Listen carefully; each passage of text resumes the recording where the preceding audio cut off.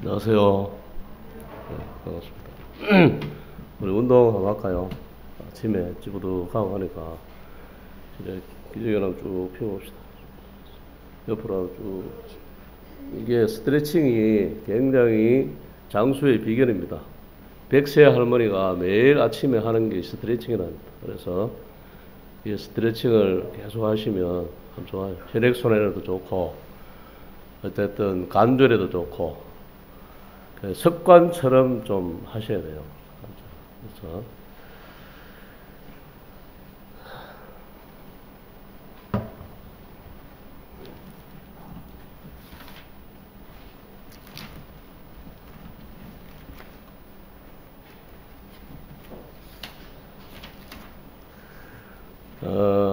요즘은 이렇게 말씀을 좀 부탁을 받을 때마다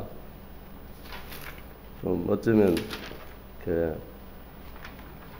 부담이 될 때가 많이 있습니다. 제가 설교자도 아니고 이렇기 때문에 그러나 순종하는 마음으로 이렇게 말씀을 준비하고 참 우리가 살다 보면 오늘 제가 2시간은 안 합니다. 1시간만 하겠습니다. 근데 살다 보면 힘든 일이 많죠. 그래서 고난에 대해서 제가 많이는 안 했지만 한 2-3차례 이렇게 말씀을 전했습니다. 성도들의 고난과 성도들이 어떻게 고난을 대처하는가. 그리고 인생을 살다 보면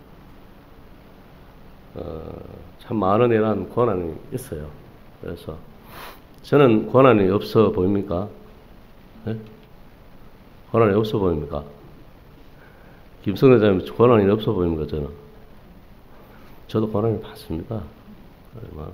그래서 사람이 살다 보면 이러한 고난들도 당하고 힘든 일도 당하고, 그래서 이 고난을 통해서 주시는 주님의 축복에 대해서 고난이 왜 우리에게 유익일까?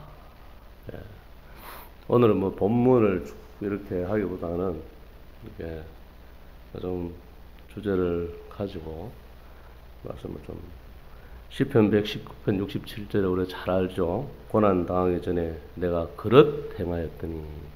시편 119편 67절 말씀, 주제 말씀인데, 고난 당하기 전에는 내가 그릇 행하였더니 이제는 주의 말씀을 지키나이다.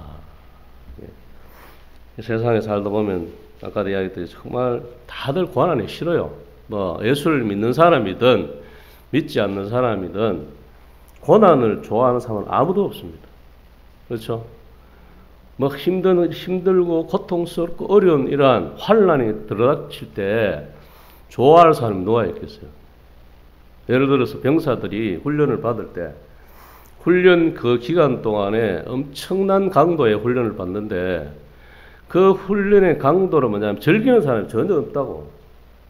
이 훈련을 이겨내면 이제 내가 하사가 된다, 내가 위관이 된다, 내가 공수부대 특전사가 된다 하는 어떠한 그 명예와 그 때문에 견뎌내는 거죠. 그 소망이 없으면 그 환난을 이길 수가 없다는 거죠. 그리스도의 고난도 마찬가지입니다. 그리스도의 고난도 정말 하늘에 대한 소망이 없으면 우리가 이길 수가 없어요. 그 소망이 분명하지 아니하면 이기기가 힘든다는 거죠. 금메달리스트가 엄청난 어떤 강도의 훈련을 받는데 그 강도의 훈련을 어떻게 견디겠습니까? 그 훈련의 강도를 견디는 것은 오직 금메달, 그 영광을 위해서 견디는 거죠. 사람이 살다 보면은 하나님이 사람을 창조한 이후에 죄가 들어왔잖아요. 죄가 들어온 이후에 우리가 생로병사가 다 있는 것이에요. 그죠? 살고 늙고 병들고 죽는. 이 죄로 말미암아 이러한 불행이 우리에게 주어졌다는 사실이죠.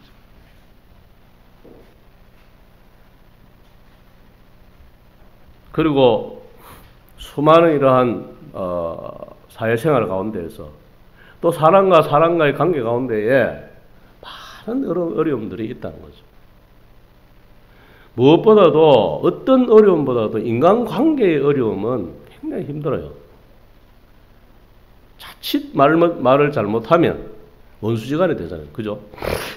그렇기 때문에 너무 참 말을 많이 해도 안 되고 그렇다고 너무 말을 안 해도 안 되고 어떻게 적당하게 인간관계를 유지하면서 갈 것인가. 성도 관계도 마찬가지예요. 굉장히 저 사람한테 불만이 있는데 어떻게 말을 잘 해서 이 관계를 유지하면서 그 어떠한 꼬여있는 부분을 풀어갈까. 정말 힘든 숙제예요. 그런데 세상 사람들은 이러한 고난이 올 때 어떻게 합니까? 극심한 환난과 고난이 오면 뭐게요? 자살을 한다든지 아니면은 뭐 회사가 대항 안 되면 부도를 내고 도망간다든지 여러 가지, 그리고 술을 먹는다든지 담배를 피운다든지 여러 가지 방법을 통해서 그 고난을 잊어버리려고 하고 그 고난을 통과하려고 하는 거죠.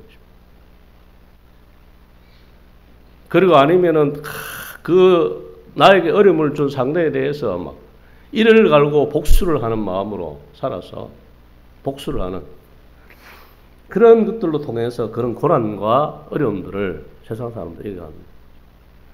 그런데 그리스도인들은 이러한 고난이 올 때에 어떻게 이겨갈 것인가? 이것이 우리들의 문제라는 사실. 그래서 어떻게 하면은 이 그리스도인들이 말씀에 어떤 면에서는 다 정답이 나와 있는 것입니다. 말씀에 다 정답이 나와 있어요. 말씀에 그리스도인들이 어떠한 고난, 극심한 고난 가운데에서 그 고난을 어떻게 이겼다는 것들이 우리가 답을 얻으려고 그리스도인들이 영적으로 답을 얻으려고 하면 말씀을 보면 돼요. 말씀을 보면 그 말씀에 다 대답이 있다는 사실입니다. 그래서 이러한 고난에 대해서 어떻게 그리스도인들이 성경의 선진들이 이 고난들을 대처해 왔는가 그런 것들을 오늘 좀 살펴보면서 저도 한 2년 전부터 계속 어려움이 있는 것들이 있어요.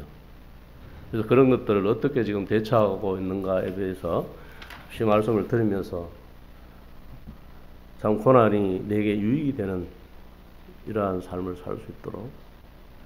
그래서 욥기서 한번 찾아봐요. 욥기서 고난에 대해서 이 대명사라고 할 수 있죠. 가장 정석이라고 할 수 있는 누구도 이 욥기만큼의 고난을 겪은 사람은 없어요.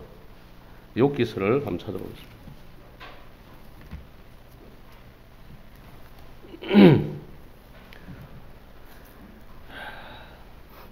전장을 뭐 다 읽으면 1장 전장을 다 읽으면 좋은데 내가 엄띄엄 읽어보겠습니다. 우스 땅에 욥이라 불리는 사람이 있었는데 그 사람은 뭐래요? 온전하고 정직하여 하나님을 경외하며 악에서 떠난 자더라. 참 이 세상에 지금 이 세상에 이런 사람이 있겠어요? 네? 우리의 신앙 가설을 한번 이렇게 살펴보면 정말 욥과 같은 이런 사람이 얼마나 되겠어요? 이 사람은 온전하고 그 다음에 정직하고 하나님을 경외하며 악을 떠난 사람입니다.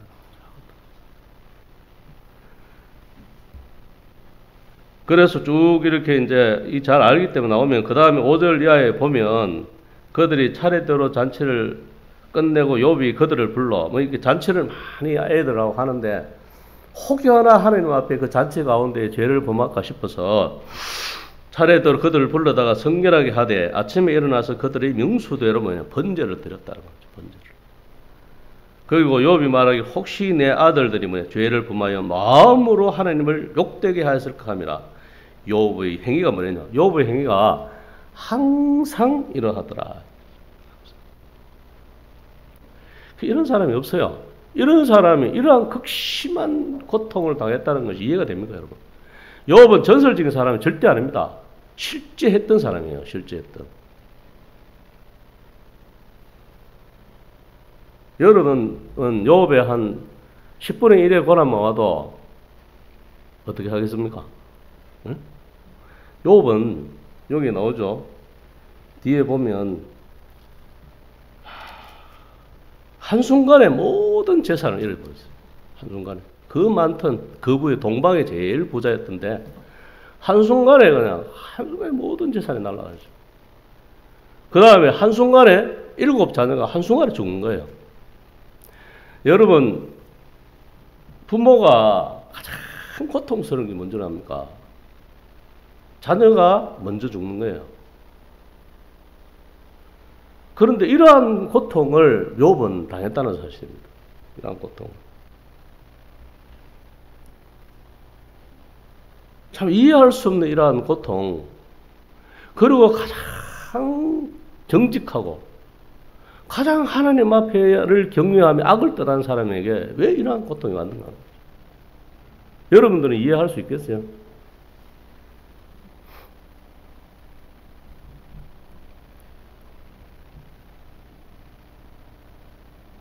그래서 이러한 고난과 시련이 만약에 우리에게 닥친다면 욥처럼 이러한 믿음으로, 이러한 고백으로 살 수 있겠습니까?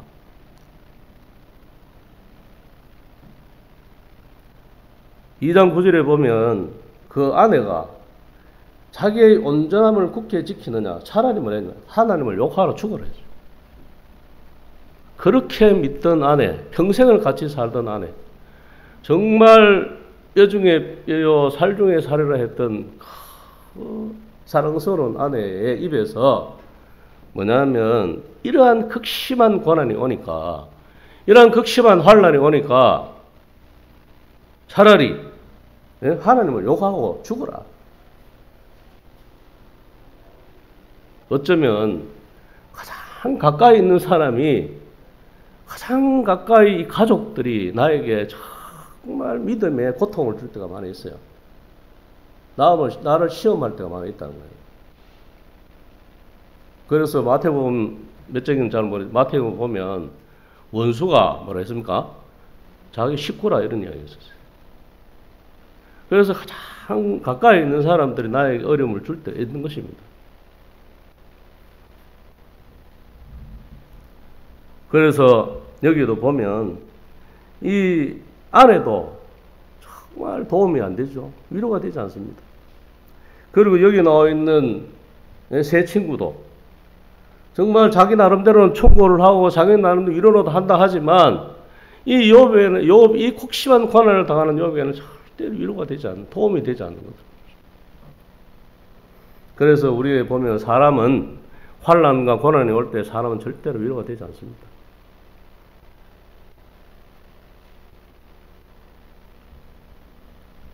그래서 세상에 무너진 이러한 고난을 만났을 때 참 위로가 되시는 것은 하나님이십니다. 왜요?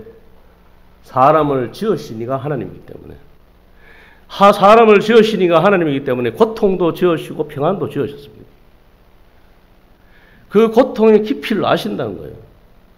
그 고통의 어려움을 아신다는 겁니다.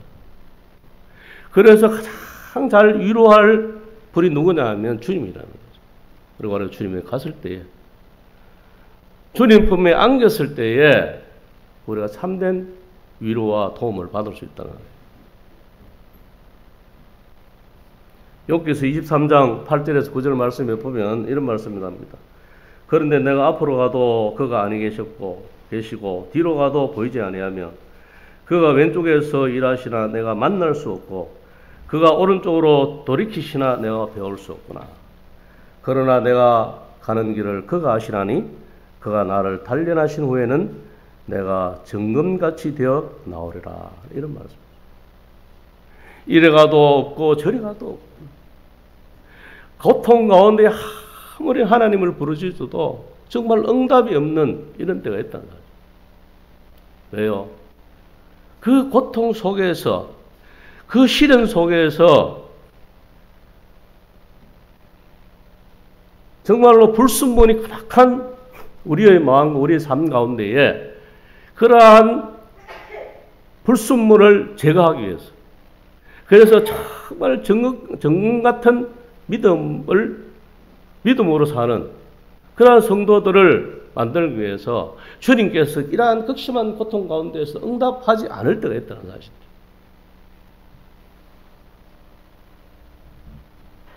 시편 119편 16절의 본문의 말씀처럼 고난 당하기 전에 내가 그릇 행하였더니 이제는 주의 말씀을 지킨다고 고백하고 있습니다.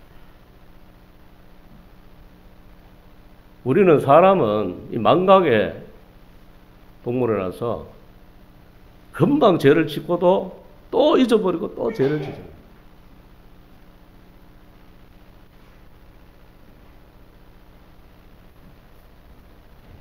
그래서 우리가 항상 고난을 당하지 않으면 우리는 우리의 생각대로, 우리의 마음대로, 우리의 육신을 따라 살면 우리는 그릇 행하여 갈 수 있다는 사실.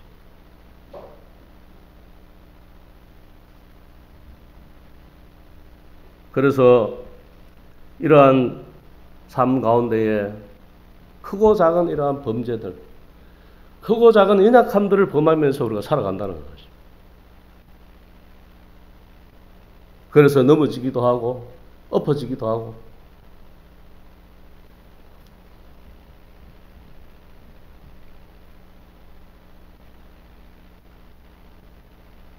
그래서 정말 주님께서는 그 죄악 가운데 넘어져 있는 이러한 성도, 그러한 자녀들을 위해서 사무엘상 7장 14절에 보면 나는 그의 아버지가 되고 그는 내 아들이 되리니 그가 만일 죄를 범하면 내가 사람의 매와 인생의 채찍으로 징계하겠다고 말씀하고 있습니다. 만일 죄를 범하면 사람의 매와 인생의 채찍을 가지고 주님께서 분명히 징계하겠다고 이야기를 하고 있는 것입니다. 왜 징계해요? 너무 사랑하는 자녀이기 때문에 그런 거예요. 자녀가 올바른 길을 걷지 아니하고 세상을 따라서 죄를 따라 살면 그냥 둘 육신적인 아버지도 없는 것입니다. 하다가 안 되면 어떡합니까? 무관심하죠. 사람은 무관심할 수 있어요. 그러나 하나님은 끝까지 그 성도들을 주님의 방법대로 말씀 가운데 바르게 세워가시는 겁니다.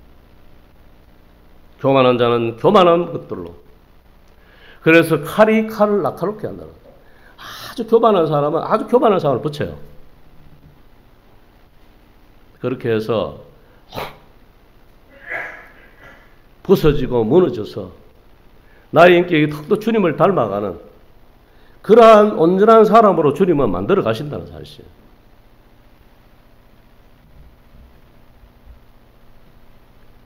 고난이 왜 유익이 되겠습니까? 고난을 통하지 않고는 우리가 절대로 배울 수 없는 것들이 있기 때문에 그런 거예요.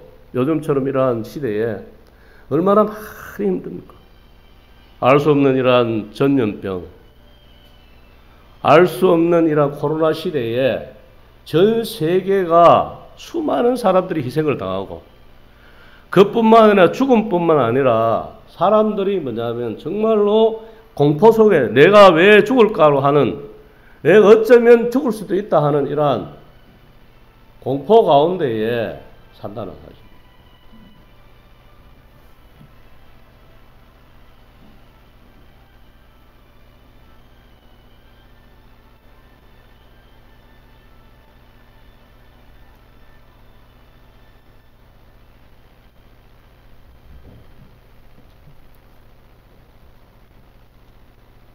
휴대폰은 진동을 좀 해주세요.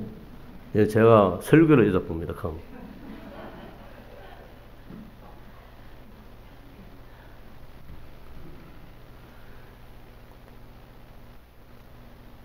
그래서 정말 이러한 그 팬데믹 현상이라 하죠. 이러한 위기 가운데에서 극심한 고난을 당하고 있어요. 사실은 여기 있는 분들은 잘 모를 수도 있어요. 어쩌면 직장 다니는 분이라든지 또 여러 가지 하나님의 은혜로 말미암아 잘 모를 수도 있습니다. 그러나 지금 대다수의 많은 사람들이 지금 이러한 코로나로 인하여서 직장을 잃고 또 가정 가운데에 어려움이 있고, 왜냐하면 빈곤하고 어려우니까 부부들이 많이 다투는 거예요. 자녀들도 많이 다투는 거예요.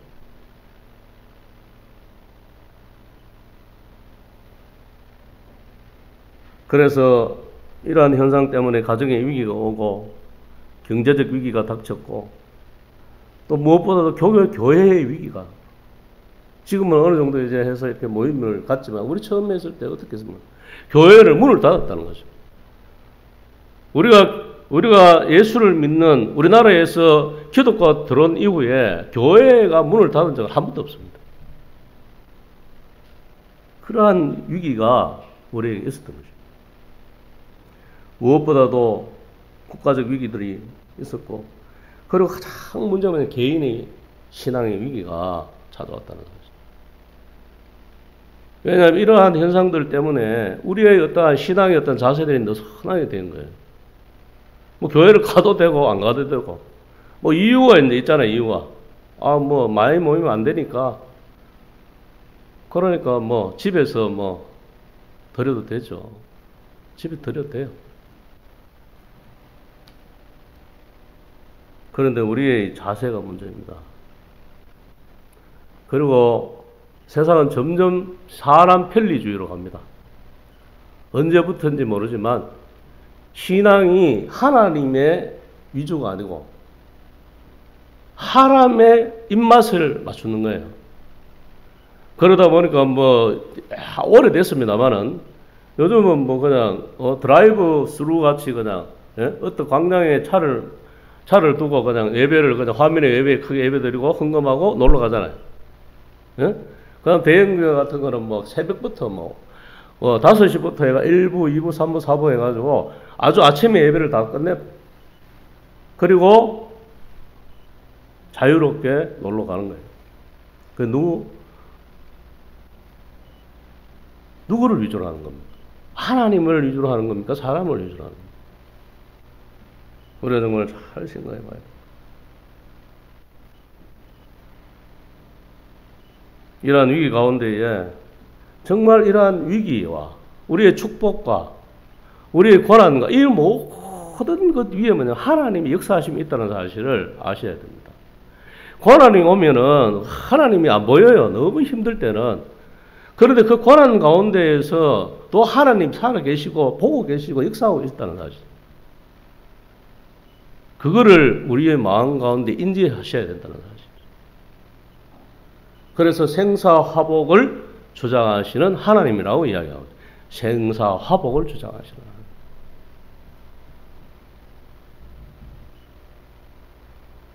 그래서 하나님은 항상 우리의 인생 가운데 역사하시고 우리의 삶 가운데 역사하시고 고난이 올 때나 축복이 있을 때나 잘 될 때나 안 될 때나 항상 주님께서 보고 계신다는 사실. 삼세의 한 마리가 떨어지는 것도 주님의 허락 없이는 뭐랬습니까? 떨어지지 않는다고 했다.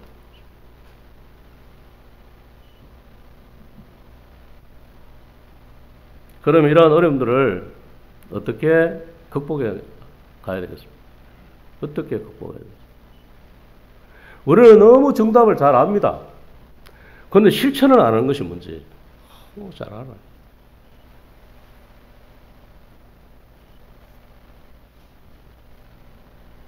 그래서 우리가 고난이 오는 이야기의 이유가 두 가지가 있잖아요.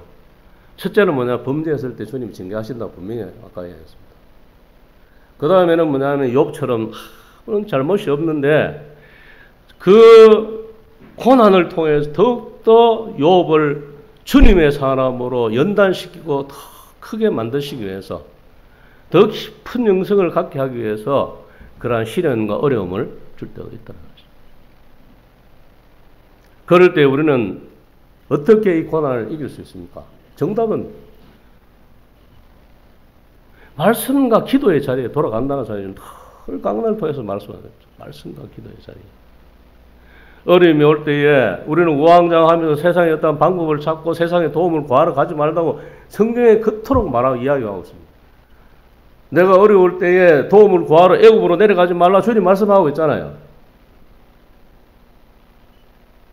그럼에도 불구하고 우리는 정말 고난이 어려움이 올 때에 주님 앞에 무릎 꿇고 주님 앞에 은혜를 구하는 거예요. 문제는 어떤 목사가 그러죠. 문제는 땅에서 그렇지만 해답은 하늘에서 있다는 거죠. 문제는 땅에서 일어나지만 해답은 하늘에 주어진다는 사실이에요. 그 무슨 말씀입니까? 기도의 자리에 기도하라는 거죠. 어떤 고난과 어려움과 고통이 있다 하더라도 정말 기도로 그것을 돌파 못할 것이 없다는 사실이죠.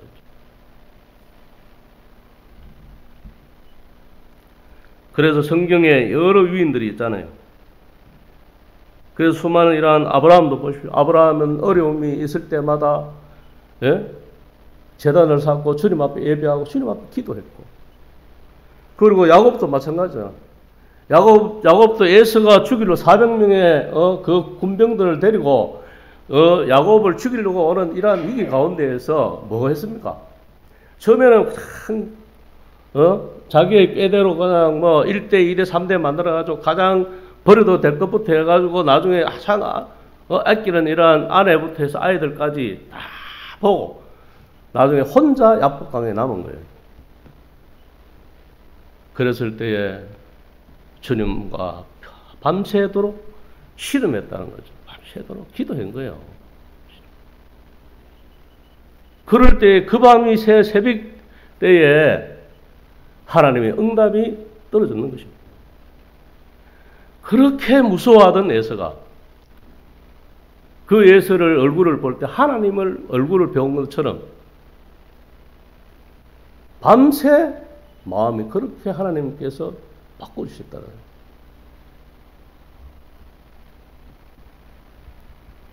이뿐만 아니라 고난 가운데에 이 기도를 통하여 많은 사람들이 어려움들을 극복해 갔다는 이러한 것들이 성경에 그냥 역사적 증명으로 하고, 에스더의 사건도 마찬가지입니다.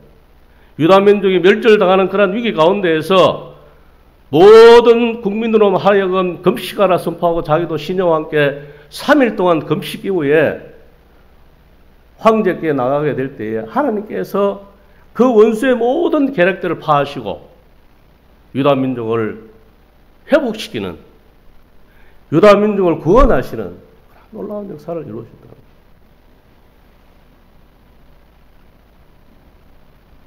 엘리야의 하나님, 갈멜산 기도, 우리는 입버릇처럼 이야기하지만 그래서 정말 450명이 거짓 선지자가 싸웠을 때에 갈멜산에 그 엘리야의 기도를 들으시는 하나님께서 놀라운 영적인 승리를 할 수 있도록 은혜를 베풀어 주신다. 성도가 기도 없이 어떤 일을 한다는 것은 정말 큰 문제입니다.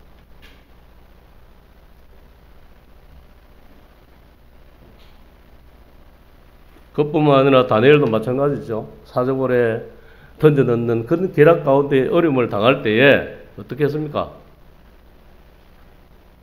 사자굴의 그러한 환난 가운데에서도 예루살렘을 향해서 문을 열어놓고 일정하게 매일, 그러나 그 환난이 올 때는 더 크게 예루살렘을 향해서 주님 앞에 기도했던 사실. 그럴 때 하나님께서는 그 사자의 입을 막으시고 다니엘을 승리케 하는 이런 놀라운 역사를 이 성경이 말해준 것입니다.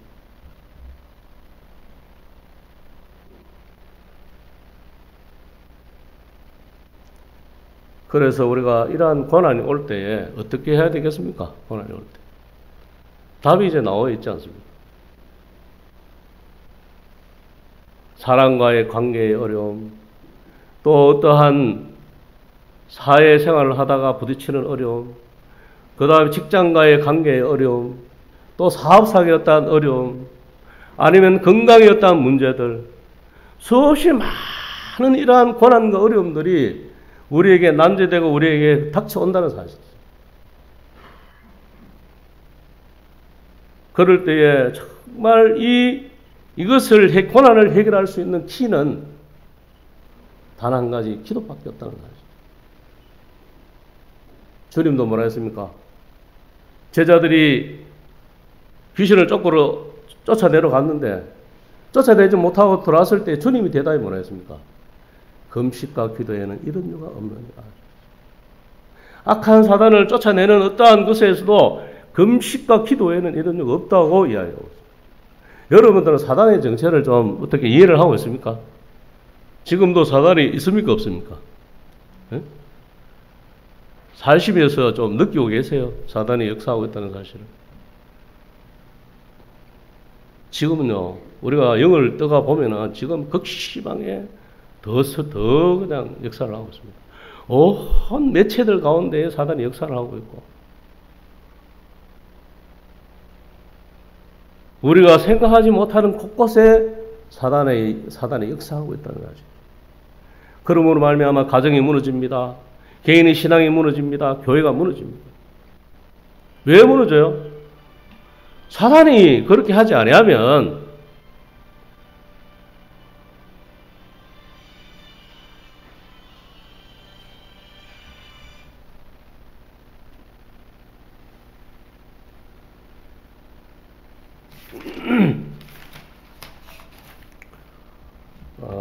그래서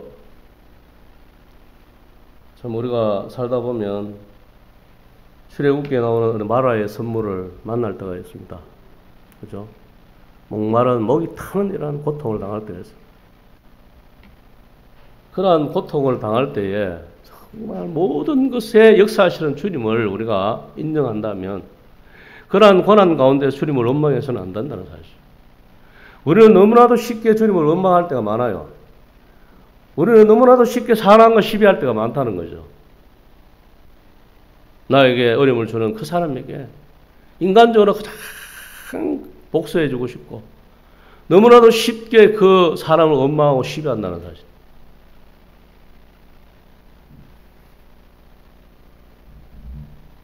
절대로 그렇게 해서는 유익이 없다는 사실을.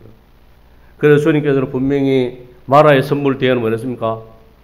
70그루의 종려나무가 있는 그 아름다운 이러한 오아시스를 주님이 이미 준비하고 있다는 사실이요. 고난을 통과한 이후에 주님께서는 그곳에 올 것을 알고 미리 준비하고 있다는 여호와 이레의 하나님이시잖아요. 우리가 고난에 올 때에는 여호와의 이레의 하나님을 찾아가고 해야 된다는 사실.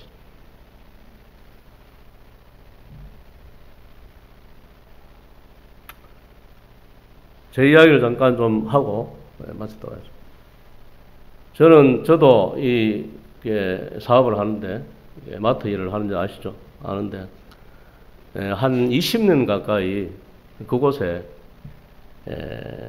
다른 어떤 마트라든지 뭐 이런 게 들어오질 않고 있었는데 한 1년 반 정도 전에 어떤 통로로 해서 들어왔는지 모르지만 통로를 해서 이마트 24시가 들어왔어요. 들어오면서 굉장히 염려를 많이 했어요. 그것도 아주 측근에 한 200마트도 안 되는 그곳에 이렇게 마트가 들어오니까 굉장히 매상에 어려움이 되고, 안 그래도 지금 이제 겨우 이제 뭔가 조금 이렇게 되려고 하는데, 그렇다 싶으니까 마음에 짐이 되고 어려움이 되었습니다. 그렇게 해서 그럴 때에 주님께서는 기도하라고 말씀하셨어요. 그래서 교회 와서 기도하고 또 주님 앞에 또 저녁마다 자매와 손을 잡고 기도하고 그러한 어려운 가운데 기도하게 될 때에 주님께서는 염려하지 마라. 모든 것을 합력하여 선을 이루겠다고 주님 말씀해 주셨어요. 그래서 주님을 기대했습니다. 그리고 정말 그러한 어려운 가운데에서도 묵묵히 내가 해야 할 일들을 하고 있었어요. 우리의 어떤 인간적인 어떤 생각으로는 많은 이러한 타격이 올 것이라고 생각을 했는데 하나님께서는 그러한 것들을 선한 것으로 바꿔주셨다는 거예요. 매상의 타격이 오기보다는 오히려 더 그것을 통해서 상가가 활성화되는 쪽으로 주님께서 그렇게 하셨어요. 그래서 이제 조금 괜찮다 싶어서 이렇게 한숨을 돌리려고 하는 순간 이제는 뭐냐면 아이스크림 전문점이더라고요. 바로 위에다가. 아이스크림 전문점은 어떤 거냐면 거의 종류가 다 있어요. 우리 마트에 있는 종류가. 과자와 아이스크림 종류가 다 있는 거예요. 음료수나 뭐 술, 담배 이런 종류 외에는 거의 다 있다는 거예요. 그것도 한 50m, 한 100m 정도 위에 생겼어요. 이제 좀 타격을 받겠나 하고 염려가 되었어요. 우리가 어려움이 되면 1차적으로 염려를 하죠. 그래 염려가 되어서 참 어떻게 할까 하고 있다가 또 주님께서 기도의 자리로 가라 해서 또 기도했습니다. 주님 앞에 기도하게 될 때에 주님 응답은 아무것도 염려하지 마라. 모든 일에 기도하는 너희 걸 감사함으로 하나님께 아뢰라. 이런 말씀을 제게 주셨어요. 그래서 그 말씀을 받고 참 어떤 면에서 마음이 불편했지만 주님 말씀이니까, 그리고 어떤 현상을 보면은 어려움이 분명히 올 것이라고 예상이 되었기 때문에 정말 힘들 것이라고 생각을 했어요. 그러나 주님께서 말씀하시니까 그 말씀을 믿고 주님을 이제는 기대가 되더라고요. 왜? 한 번 경험했잖아요. 그래서 기도하는 가운데 주님께서 아무것도 염려하지 말라. 그래서 이제 나름대로 대책을 세우고 나름대로 이렇게 해 가는데 그게 큰 또 지장이 없도록 주님께서 은혜를 베푸셨어요. 그리고 또 돌아서려고 하는데 또 한 2달 있다가 그것도 바로 옆에 우리 가게 바로 옆에 또 아이스크림 전문점이 또 들어왔어요. 이런 거 같으면 어떡하겠어요? 인간적으로 보면 그냥 확 미칠 것 같은. 이게 주님이 어떻게 하려고 이러십니까 도대체? 왜 이러십니까? 이렇게 안 되겠어요. 사실은 당황스럽더라고. 정말 힘들더라고, 마음. 주님 왜 이러십니까? 뭔가 이제 대책을 세우고 뭔가 좀 하려고 하면 또 오고, 또 계속 연달아 이렇게 오니까, 이거는 뭐 어떻게 하라고 주님 하시나.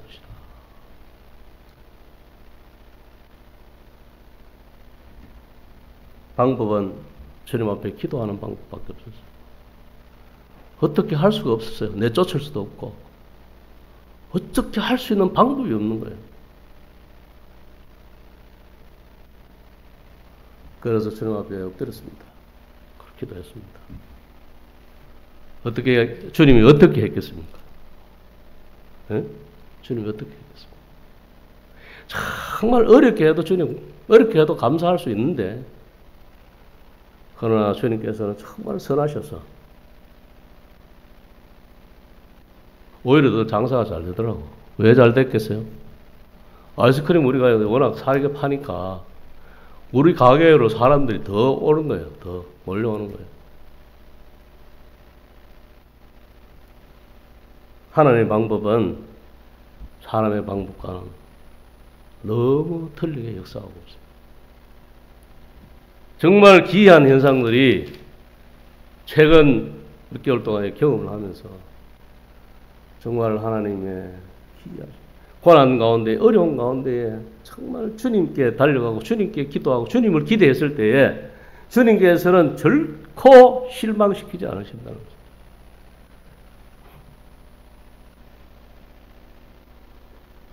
그런데 기도를 하라고 하면 나 기도 막 해봤다. 그래도 안 되더라. 정주영 회장의 일화 중에 그런 게 있죠. 뭔 일이 있으면 뭐 해봤어? 라는 이런 말이죠. 해보기는 했어? 라는 이런 일화가 있어요. 정말 우리가 고난이 오고 어려움이 올 때 얼마나 주님 앞에 엎드려서 정말로 정말 극심한 고난이라는 생각, 이길 수 없는 고난이 와서 더 강도를 높여서 금식하며 기도하든지 이 문제를 해결하기 위해서 기도의 자리에서 주님과 씨름하는 그러한 여러분들이 되셔야 돼요. 사람을 따라서 시비하고 원망하고 그리고 뭐 그렇게 다니면 해결점을 찾을 수 없는 거예요. 처음에 바로 옆에 사람이 이렇게 돌아온다고 하는 이야기를 들었을 때 그 사람은 악연을 갖고 있는 사람이에요, 저하고. 그 전에 아이스크림 전문, 우리한테 아이스크림을 넣던 이런 대리점이었어요, 대리점. 그런 대리점이 바로 옆에다가 그 아이스크림 전문점을 차리는 거죠. 내가 얼마나 속에서 분이 일어나고, 얼마나 힘들었겠어. 어떨 때는 마음에 막, 보면은 막 스트레스를 받는 거예요. 가게 옆에 와서 이렇게, 그것도 그냥 사람들이 그냥 들어갔다 나갔다 이러면, 우리 집에도 가게에 아이스크림 있는데, 옆에 가게 들어가서 아이스크림을 보따리 사가고 이래 가면 어떻게 되겠어요? 마음이. 편안하시겠습니까? 굉장히 불편합니다. 네, 내 그 마음 다스린다고 굉장히 고생 많이 했습니다. 주님, 마음 좀 다스리게 해달라.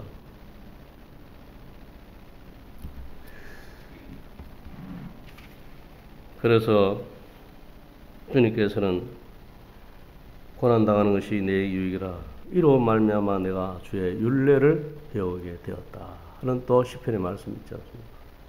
우리가 고난을 당하는 것을 통해서 주님의 율례를 또 배우신 주의 말씀을 더 깊이 사모하는 그러한 사람으로 주님께서 변화시켜 주십니다.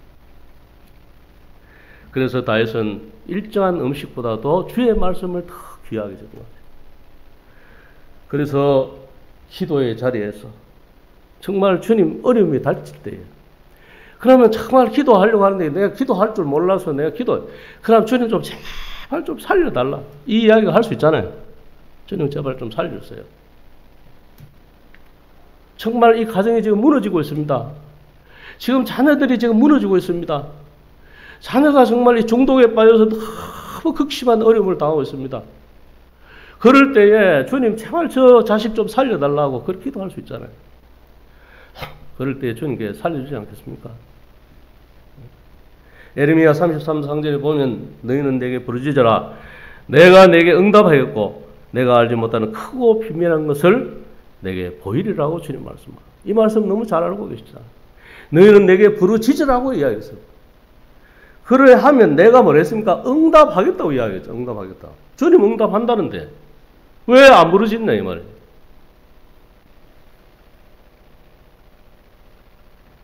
그래서 다시 한번 말씀드리지만 어려움이 오고 또 인간관계의 고해가 이런 데 있을 때 절대로 사람하고 시비하지 마십시오. 사람한테 불평불만 하지 마십시오. 이것은 정말 사단이 하는 짓이에요. 그래서 그 어렵게 하는 그 사람을 위해서 기도해주고 내 마음속에 그러한 불평과 불만이 일어나지 않도록 주님 내 마음을 평안케 해달라고 기도합니다. 그렇게 할 때 주님께서는 꼬였던 부분을 풀으시고 주님께서는 해결해 주신다는 사실. 주님은 어떤 사람을 좋아하십니까? 시편 50편 17절에 보면 하나님께서 구하시는 제사는 상한 심령이라 하나님이 상하고 통회한 마음을 죽게 해서 멸시하지 않는다고. 상하여 통회하고 주님 앞에 나오는 이 심령을 멸시치 않는다는 사실이죠. 그런 사람을 주님 좋아하시요. 사람은 연약하게 넘어질 수 있잖아요. 때때로는 범죄할 수 있어요. 그러나 정말 상한 마음으로 통회하는 마음으로 주님 앞에 나와서 주님 앞에 죄를 고하고 연약함을 내려놓고 주님 앞에 기도하게 될 때에 주님께서는 그 성도들을 세우신다는 사실. 그 겸손한 자를 주님께서 세우신다는 사실. 출애굽기 17장 8절 이하에 보면은 이 이스라엘과 아말렉의 전쟁이 나오지 않습니까? 이 전쟁 가운데에서 그래서 보면은 너무 잘 아는 이러한 이야기인데 뭐랬습니까? 모세가 손을 들면 이스라엘이 승리하고 모세가 손이 내려지면 아말렉이 승리하는 이것을 이렇게 읽으면 뭐 어떤 생각이 듭니까, 여러분? 그냥 뭐 이렇게 그래가지고 이겼구나 이런 생각이 듭니까? 정말 기도해야 되지 않은 이런 생각이 들지 않습니까?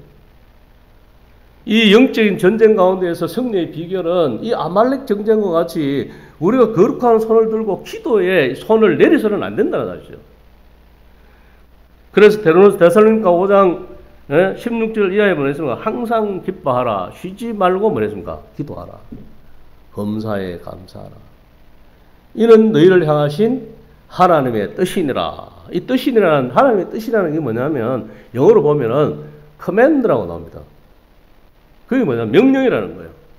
항상 기뻐하고, 쉬지 말고 기도하고, 범사에 감사하라는 이것이 뭐냐면 명령이라는 거예요. 그 명령을, 하나님의 명령을 여러분 어기고 있는 겁니다.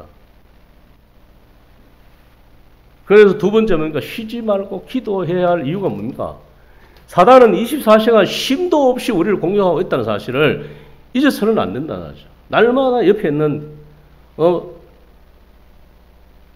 자매를 통해서, 아이를 통해서, 아니면 뭐 직장 동료를 통해서, 어떠한 방법, 아니면은 이 교회의 성도들을 통해서 어떤 방법을 통해서 나를 괴롭히고 나를 힘들게 해서 나를 정말 정상적인 어떠한 신앙 가운데 살아가지 못하도록 그렇게 사단은 늘 우리를 공격하고 있다는 사실을 우리가 영적으로 깨어있지 않으면 늘 실패하는 거예요. 늘 원망하고 늘 넘어지고.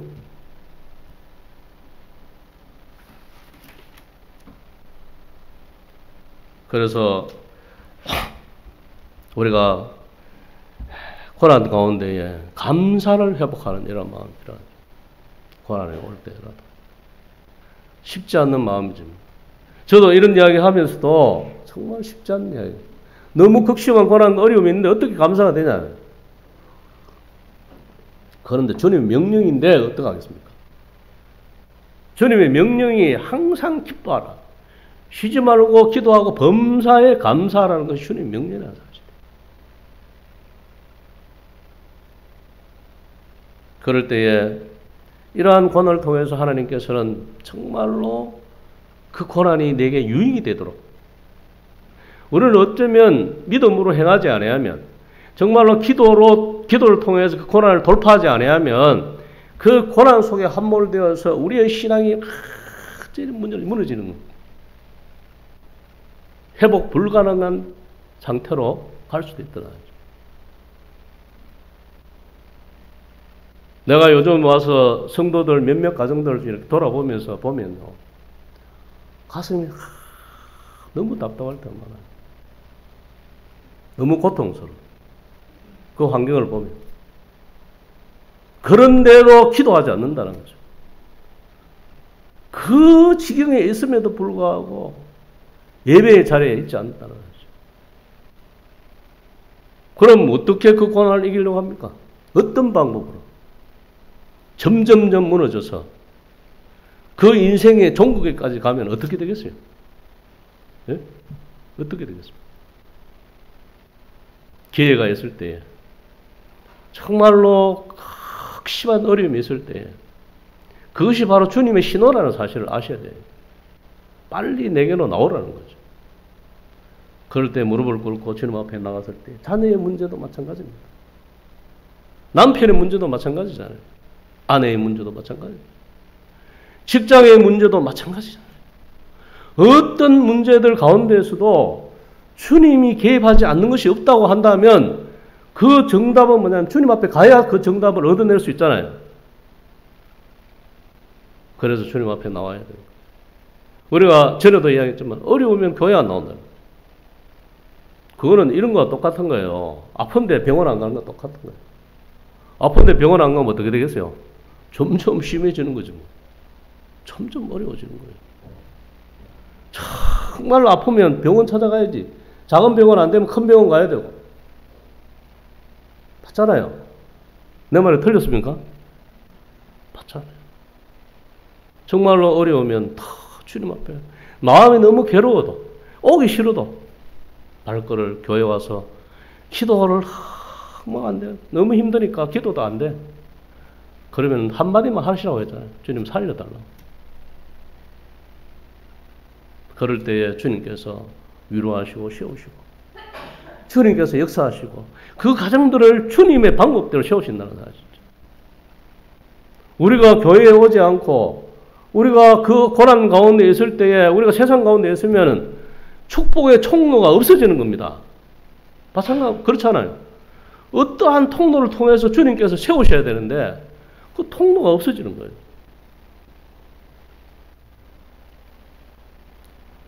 사람은 원하다 고난을 당합니다. 어려움을 당합니다. 욥이 당하는 고난이든 아니면 죄를 범해서 당하는 고난이든 어떤 고난이든 우리가 당한다는 사실. 그러는 고난을 당할 때 우리가 어떻게 해석을 잘하고 어떻게 대처를 잘하고 어떤 방법으로 우리가 풀어갈 것인가, 이것이 이게 뭐냐면 아까도 얘기했지만 성경에 다 나와 있는 답이라는 사실. 선진들이 그러한 방법대로 다 문제들을 해결했다는 사실. 그러면 그 정답을 따라서 우리가 정답을 보고 서야 되지 않겠습니까? 그런데 안 하는 거예요. 성경에 정답이 다 있는데도 불구하고 안 하는 거예요. 그 문제 해결이 안 된다는 사실이죠. 끝까지 문제 해결이 안 돼요. 저의 경우를 말씀을 드리면서 저도 얼마든지 원망할 수 있습니다. 주님 이럴 수가 있습니까 도대체? 왜 20년 동안 그냥 없던 가게를 이 3개나 지금 붙여가지고 얼마나 힘들겠어요. 얼마든지 원망할 수 있죠, 주님. 그러나 주님 앞에 기도하게 될 때 주님께서 선하게 그 어떤 어려움들을 이겨가게 하신다는 사실.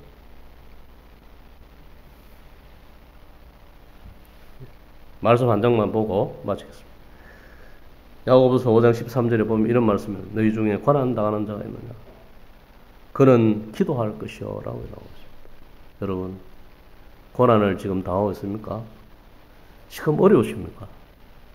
그는 기도할 것이라고 말씀하고 있습니다. 기도의 자리에 나오십시오. 가정 가운데에 기도의 방을 만드십시오.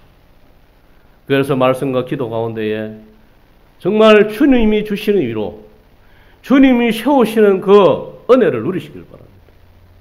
고난을 통하여 참된 유익을 주시는 그러한 주님, 우리 주님은 그러한 주님이신 거예요. 우리를 정말 미워서 그냥 그 고난당에 밀어내는 분이 없어요. 참 그리스도인이라면 정말 거듭난 구원 받은 하나님의 자녀라면 하나님의 자녀답게 주님이 다스리신다는 거예요. 그래서 한 번 더 말씀드립니다. 고난이 오고 어려움이 올 때 절대로 사람하고 시비하지 마십시오. 그리고 정말 주님 앞에 나가십시오. 교회에 어떠한 불평과 어려움이 있을 때에도 그 사람과의 상대에서 시비하지 마시고 주님 앞에 맡기시고 주님 앞에 기도하시면 주님이 해결하십니다. 그것이 믿음인 거예요. 우리가 왜 해결하려고 합니까? 예? 우리가 해결할 힘이 있습니까? 우리의 그 고난, 극심한 고난을 해결할 힘이 전혀 없습니다. 그래서 성경 여러 곳에 내가 구원을 바라보라 했잖아요. 내가 어떻게 하는지. 다시는 애국의 군대가 내 눈에서 보지 못하겠다고 그렇게 하시겠다고 주님 말씀하고 있잖아요. 믿음을 따라서 주님 앞에 맡겨드릴 때에 주님께서 그 꼬였던 그리고 정말 힘든 이러한 것들을 주님이 풀어주신다는 거죠. 지금 몸이 아프십니까? 정말 주님 앞에 나와서 주님 은혜를 구하고 그리고 선포하십시오. 나사렛 예수의 이름으로 떠나가라. 악한 사단은 떠나갈지어다. 선포하십시오. 그래서 내 마음속에 내 몸속에 우리 가정 속에 역사하고 있는 악한 사단을 대적하고 물리쳐야 된다는 거죠. 세상은 골리앗입니다. 이런 큰 골리앗을 우리가 어떻게 이길 수 있겠습니까? 그 작은 다윗이 어떻게 이길 수 있겠어요? 이길 수가 없는 사실입니다. 그런데 다윗이 어떻게 이겼습니까? 만군의 여호와의 하나님을 힘입으로 말미암아 골리앗을 이겼던 사실이죠. 그래서 골리앗을 쳐서 죽이고 그 머리를 들고 수십만원에 되는 이스라엘 백성들이 그 블레셋 군대에 벌벌 떨었는데 그 한 골리앗한테 벌벌 떨는 아주 작은 한 소녀가 만군의 여호와의 이름으로 가게 될 때에 성내케 하시는 하나님. 얼마나 놀라운 사실인가요? 여러분들에게도 그러한 은혜를 베푸시기를 원하는 것이 주님이시라는 거죠. 믿음만 있으면, 기도만 하시면. 그것이 좋으신 주님의 방법입니다. 그래서 정말 이러한 고난이 올 때, 어려움이 올 때 우리가 기도와 말씀 가운데에 바로 세워졌을 때에 주님께서 그 말씀을 통해서 그래서 위기 가운데에 말씀을 보내서 위로하신다고 주님 말씀했습니다. 그 말씀을 주실 때에 그 말씀을 지키고 말씀을 따라 순종하게 될 때에 주님께서 반드시 그 고난 가운데 여러분들을 일으켜 세우실 것입니다. 기도하시고 마치겠습니다. 아버지 하나님, 참으로 감사를 드립니다. 우리가 세상에 살다 보면 수많은 고난과 어려움이 당할 때가 있습니다.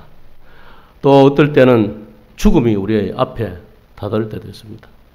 그럴 때라도 모든 것에 주님의 섭리하심과 주님의 역사하심이 있다는 사실을 깊이 깨닫고 주님 앞에 모든 것을 내려놓고 주님 앞에 모든 염려들과 모든 어려움들을 아버지 하나님 앞에 의탁드리는, 그래서 믿음으로 승리하는 그러한 성도들 되어질 수 있도록 주님께서 은혜를 베풀어 주시기를 간절히 원하올 때에 존귀하신 예수님 이름으로 감사하며 기도를 드립니다.